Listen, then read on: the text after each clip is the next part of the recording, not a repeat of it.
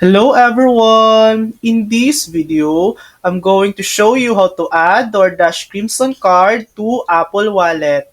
First, open the Wallet app on your iPhone.